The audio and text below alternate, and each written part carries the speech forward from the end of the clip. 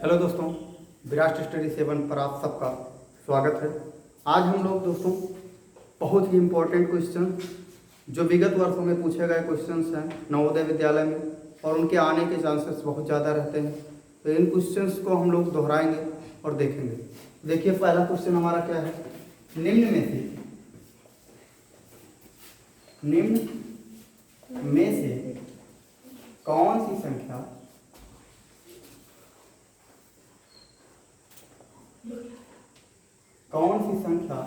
बढ़ते क्रम में लगी है।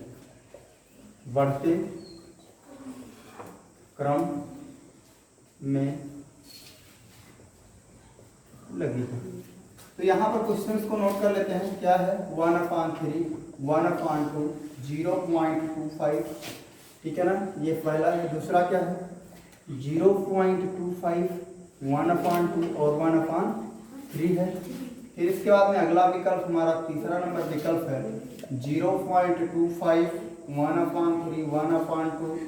फोर्थ नंबर विकल्प हमारे पास मौजूद है 1/2, 1/3 और 0.25। अब ये क्वेश्चन है हमारे पास दोस्तों, इसमें कह रहा है निम्न में से कौन सी संख्या बढ़ते हुए क्रम में लगी है। बढ़ते हुए क्रम का मतलब क्या होता है? Ascending order. क्या होता है?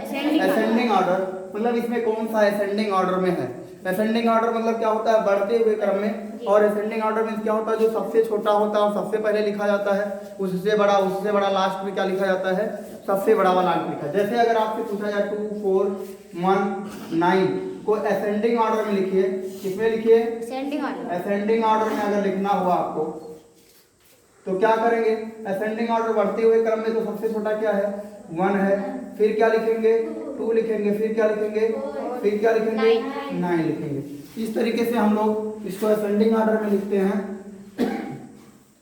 तो इसी तरीके से हम लोग ये किसमें है? ये भिन्न में है और इसको अब हम लोगों को असेंडिंग ऑर्डर में लिखना है। तो यहाँ पर देखो, ये दूसरी तरीके से पॉइंट में लिखा गया है। इसको भी हम सबसे पहले भिन्न में कन्वर्ट कर लेते हैं। तो क्या हो जाएगा?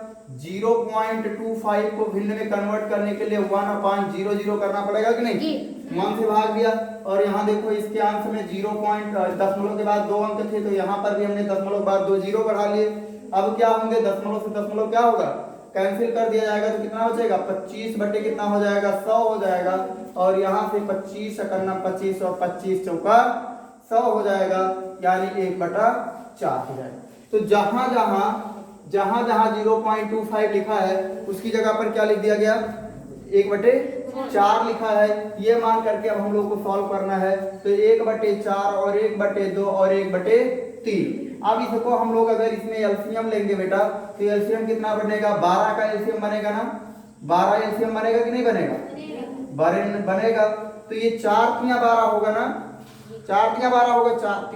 3 बार जाएगा ना? तो इसमें 3 से गुणा होगा, 3 करना 3। यहाँ से कितनी बार जाएगा? ये 2 6 12। इसमें 6 से गुणा होगा, 6 करना 6। इसमें 3 चौक 12, तो इसमें 4 करना 4। अब देखो, इसके हर को भूल जाते हैं और अंश को देखते हैं। तो अंश में सबसे छोटा कौन सा आया बेटा? ये 3 आया ना?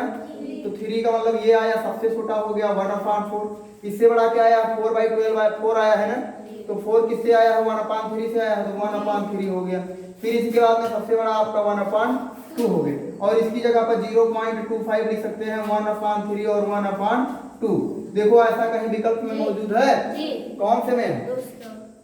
तीसरे वाले में। किसमें है? तीसरे वाले में है। इस तरीके से हमारा आंसर कौन सा सही है? तीसरा वाला सही है। समझ में आया ना? बिल्कुल। किसी को कोई समस्या? तो इस तरीके से दोस्तों हम लोग आगे की क्वेश्चन सॉल्व करेंगे। इसमें हमको असेंडिंग और डिसेंडिंग में और कुछ क्वेश्चन सरल करने के लिए आज हम लोगों ने लिया है। इसमें देखिए अगला क्वेश्चन क्या है। अगला क्वेश्चन है 1.25 को भिन्न के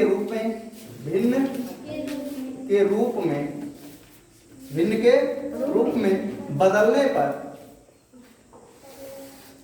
बदलने पर परिणाम मिलता, ठीक है। तो यहां पर देखिए आंसर क्या क्या दिया गया है। आंसर में है आपका 3 कंप्लीट 1/25, दूसरा है 3 कंप्लीट 1/8, तीसरा विकल्प है क्या है 3 कंप्लीट 1/125 और चौथा विकल्प है 1 कंप्लीट 1/4। ठीक है, तो अभी हमने आप लोगों को जो दशमलव संख्या दी रहती है अभी भिन्न में कन्वर्ट करना अभी तुरंत बताए हैं, बताया कि नहीं बताया? 0.25 को चेंज किया था तो कितना आया था? 1/4 आया था कि नहीं आया? ऐसे ही हम लोग इसको चेंज करेंगे तो 1.25 और बटे क्या लिखेंगे? 1 किसी के भी बटे लिख सकते हैं, लिख सकते हैं कि नहीं लिख सकते? अब यहाँ पर देखो दशमलव के बाद इसमें कितने अंक हैं? 2 अंक हैं, तो यहाँ पर भी दशमलव लगा करके क्या करेंगे? 2 जीरो बढ़ा देंगे, यानी अगर यहाँ पर कोई और एक अंक होता तो यहाँ एक और जीरो बढ़ा देते, यानी जितने भी अंक होते उतना जीरो हम नीचे बढ़ाते चले जाते। अब देखो दशमलव के बाद इसमें भी अंक और दशमलव के बाद इसमें भी अंक दोनों में बराबर हो गए कि नहीं हो गए? हो गए। दशमलव कैंसिल हो जाएगा तो यहाँ बचेगा 125 बटे कितना हो जाएगा? 100। समझ गए ना? अब ये दोनों किससे कटेंगे? 25 से कट जाएंगे कि नहीं कट जाएंगे? 25 पंचे 125 और 25 चौका 100 हो गया, कट गया ना? 25 पंचे 125 और 25 चौका 100 हो गया, कट गया। अब यहाँ से 5 बटे कितना आ गया? 4 आ गया। 5 बटे कितना आ गया? 4 आ गया। अब 5 बटे 4 को क्या लिख सकते हैं? भाग देंगे तो ये हो जाएगा 1 कंप्लीट 1/4 लिख सकते हैं कि नहीं लिख सकते हैं? 4 का 4 और 1 5, 5 बटा 4 को क्या लिख सकते हैं? 1 कंप्लीट 1/4 लिख सकते हैं कि नहीं लिख सकते हैं? कौन से विकल्प में मौजूद है हमारा आंसर? विकल्प नंबर 4 में मौजूद है हमारा। समझ गया ना? क्लियर, समझ में आ गया ना कैसे सॉल्व किया गया? ये किसी को कोई समस्या नहीं। आगे देखेंगे, नेक्स्ट क्वेश्चन है हमारा। अगर कहीं किसी को कोई समस्या होगी तो तुरंत बता देना बेटा। अगला क्वेश्चन है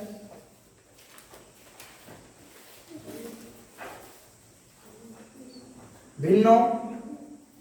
आज सारे क्वेश्चंस भिन्न से लिए गए हैं।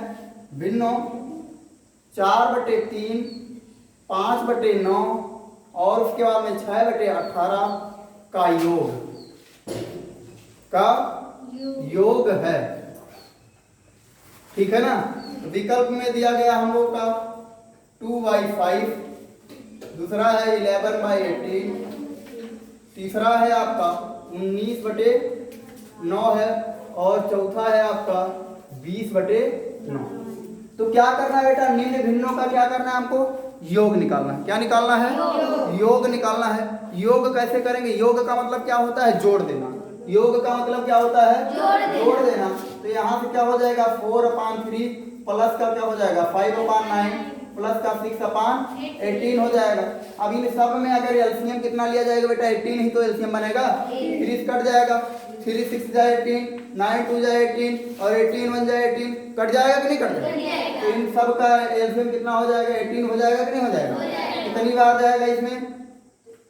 3 6 जाए 18 ना, तो जितनी बार जाएगा जितनी बार इसमें जाएगा उतनी बार से क्या होगा? इसके अंश में गुणा हो जाएगा। तो कितने 6 बार गया है तो 6 बार यहाँ गुणा होगा तो कितना हो जाएगा?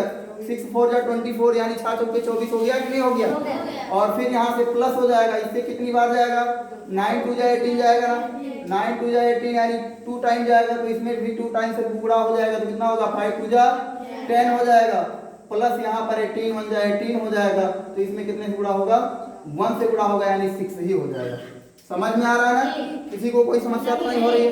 ठीक है, यहाँ देखो 24 और 6 मिला करके कितना हो जाएगा? 30 हो जाएगा और 10 मिला करके 40 हो जाएगा और अपान कितना हो जाएगा? 18 हो जाएगा। समझ गए ना? क्लियर, समझ में आ रहा सबको ना?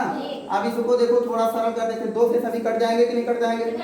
कट जाएंगे, यानी 2 2 जा 4 और 2 0 जा 0 हो जाएगा, 20 आ गया और 2 9 जा 18 हो जाएगा, यानी 20/9 हो गया। अब 20/9 कहीं मौजूद है? विकल्प नंबर 4। समझ में आ गया ना? किसी को कोई समस्या नहीं हो रही है ना? बिल्कुल समझ में आ रहा है आप लोगों को? ठीक है,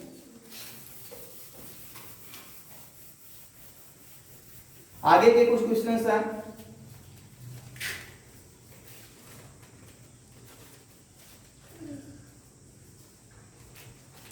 आगे भी है, भिन्न ही क्या क्वेश्चन है हमारे पास, चलिए देखते हैं। यहाँ है 1/4, 1/2 और उसके बाद में 2/3 हुआ 3/4 में सबसे बड़ी भिन्न कौन सी है? सबसे बड़ी भिन्न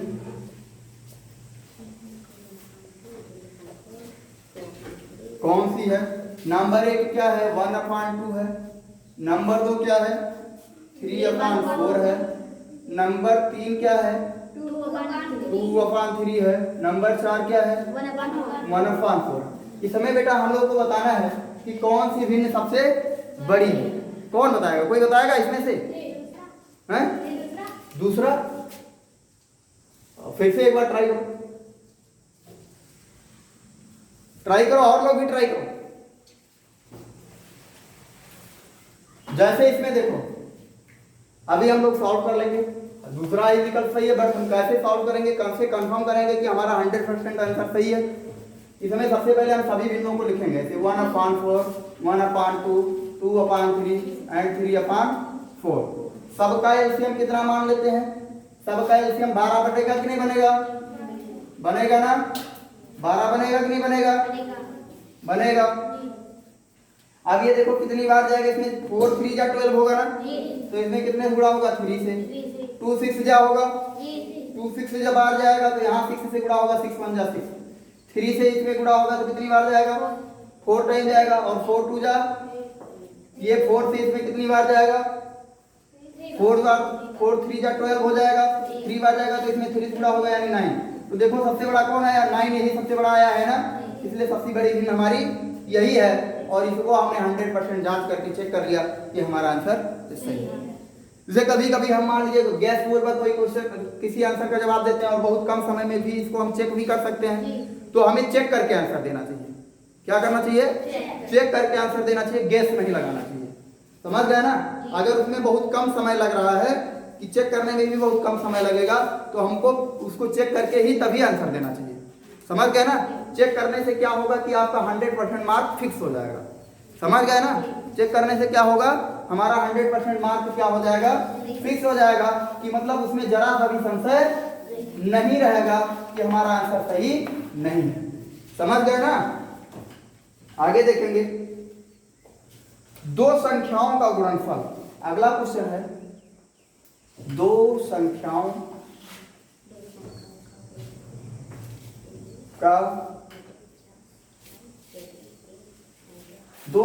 का गुणनफल 23/50 है। 23/, यदि एक संख्या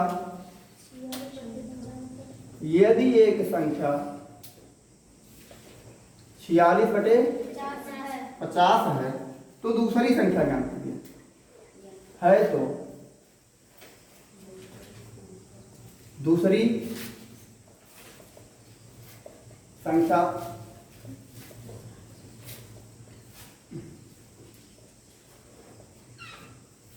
ज्ञात।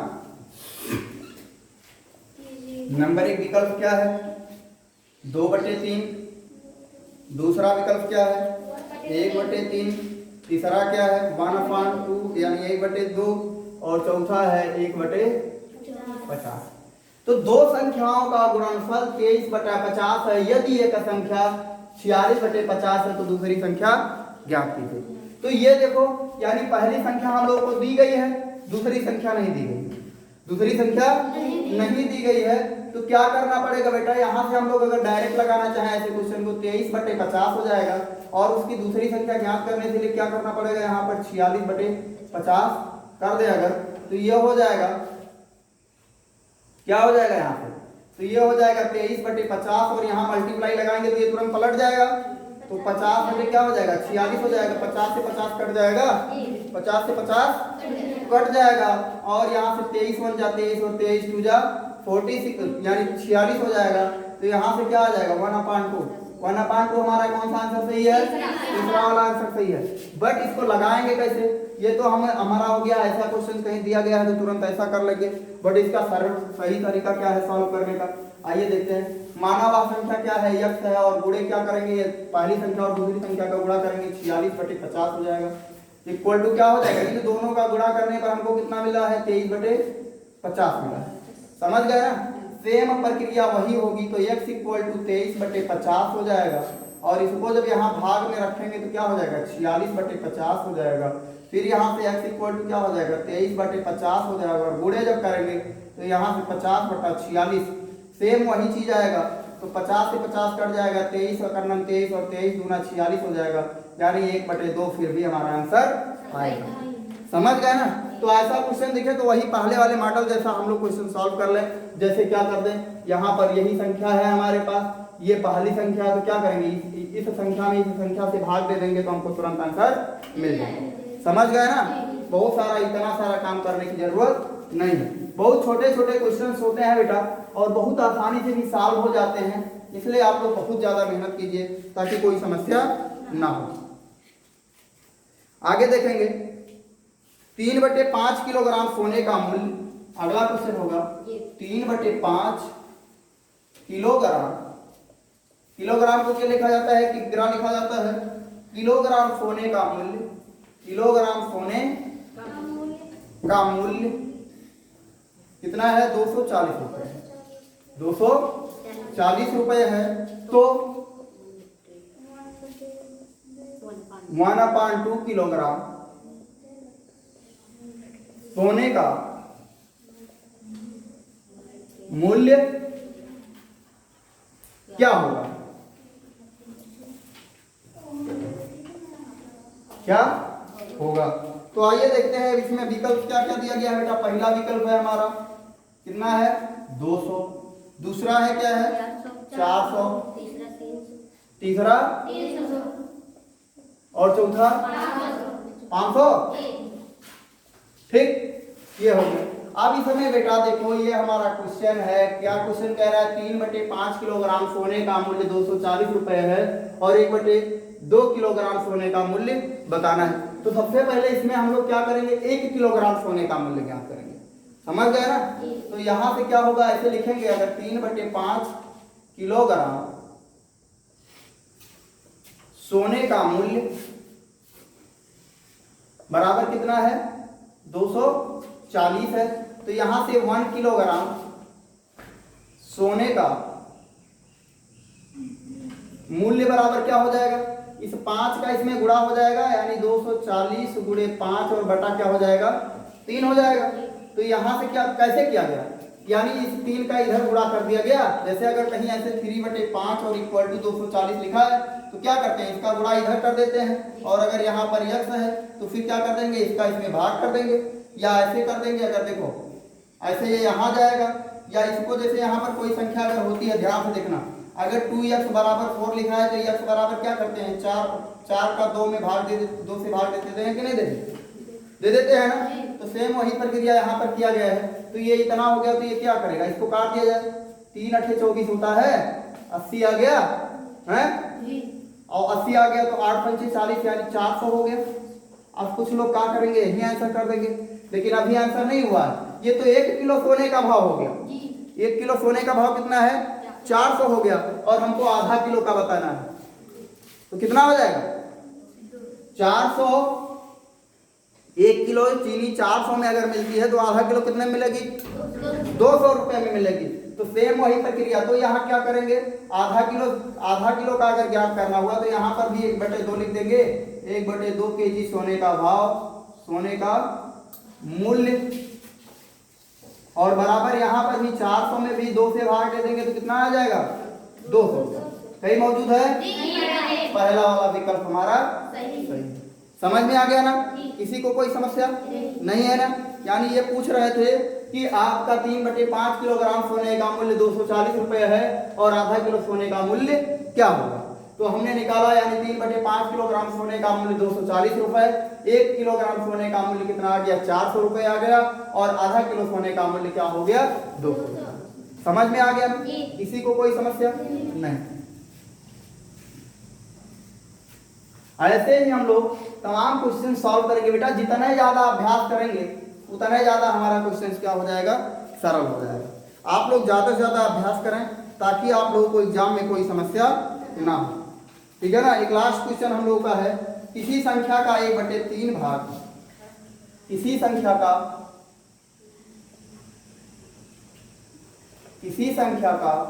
1/3 भाग 800 क्या है, तो उसका 2/5 भाग क्या होगा, तो उसका 2/5 भाग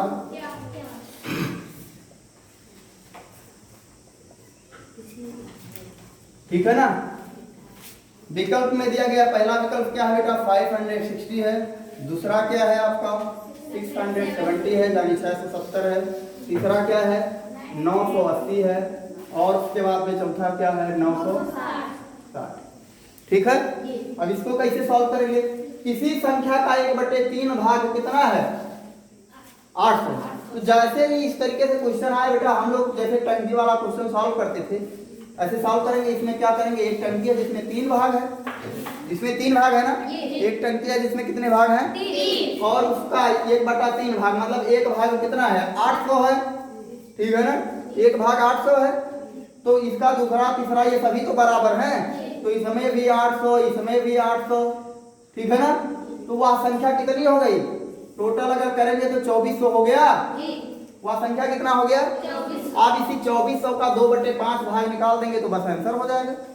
इसी 2400 का 2/5 भाग निकाल देंगे तो क्या हो जाएगा, तो 2400 का 2/5 भाग क्या होगा बेटा, अब इसी से 5 से इसमें भाग देंगे, 5 चौका 20 और 5 अठे 40, 480 हो जाएगा। और 480 दूना कितना हो जाएगा 48 दूना 96, 480 दूना 960 हो जाएगा। 960 कहीं है हमारे विकल्प में, कहाँ है चौथे वाले में है। सही ना, एकदम देखो 2 लाइन में 2 सेकंड में क्वेश्चन लग गया, समझ गया ना। तो इसी तरीके से जब आप लोग बहुत ज्यादा अभ्यास करोगे बेटा तो कोई समस्या नहीं होगी। और ज्यादा से ज्यादा आप लोग घर पर जा करके रिवीजन कीजिए और बहुत अच्छे से पढ़िए। ठीक है ना, अगर कोई समस्या हो तो कमेंट कर दिया कीजिए या आ करके नेक्स्ट क्लास में आप लोग बता दिया कीजिए। धन्यवाद।